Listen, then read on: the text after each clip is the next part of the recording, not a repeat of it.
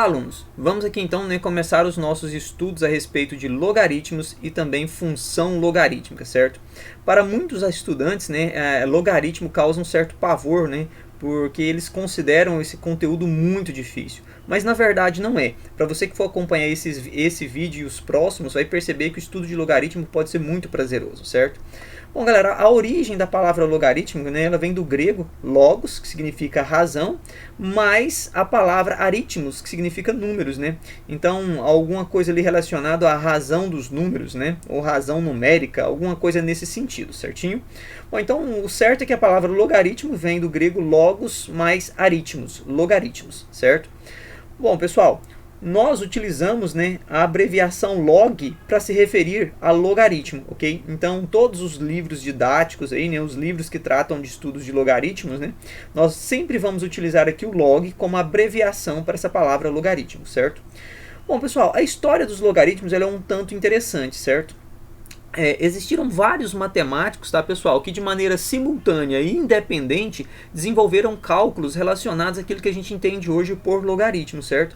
Nós podemos destacar aqui o John Napier, né, de 1550 a 1617, né, nascido em 1550 e falecido em 1617. Esse cara ele era escocês. Podemos destacar também aqui Jobst Burge, tá, pessoal? Um cara que era suíço, contemporâneo de John Napier, né? 1552 a 1632, ok? E também podemos destacar, tá, Henry Briggs, né? Esse cara ele era inglês. Percebam que ele também aqui, ó, de 1560, tá, a 1630.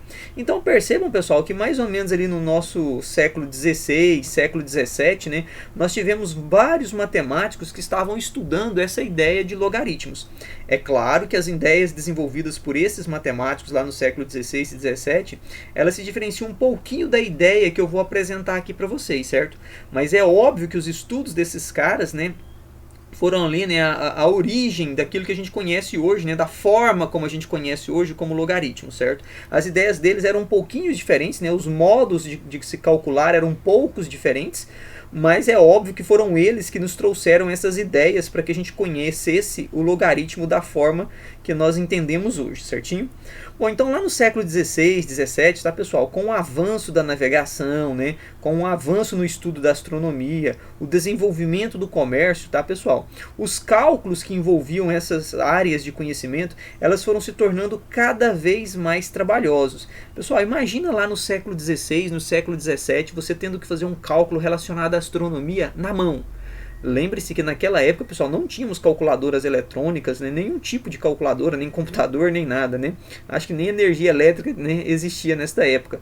Então percebam, tá, pessoal, que naquela época todos os cálculos com números muito grandes ou muito pequenos, eles precisavam ser desenvolvidos todos à mão. E isso era muito trabalhoso. Então esses matemáticos, né, o John Napier, Jobst Burge, Henry Briggs, entre outros também, né, pessoal, eles começaram a estudar uma forma de simplificar esses cálculos, certo? E vejam que nesta época, tá, multiplicações e divisões com números muito grandes era algo muito comum, tá? Então, assim, trabalhar com multiplicações e divisões com esses números muito grandes era algo que era corriqueiro no estudo da navegação, no estudo da astronomia, no estudo da matemática financeira. E tudo isso, tá, pessoal, era feito com o auxílio, tá, de relações trigonométricas. E aí, num dos vídeos futuros, eu vou mostrar para vocês como é que esse cálculo utilizando relações trigonométricas eles eram feitos. O fato é que o estudo dos logaritmos nos permitiu, né, trabalhar de uma maneira ainda mais fácil do que com essas relações trigonométricas, certo?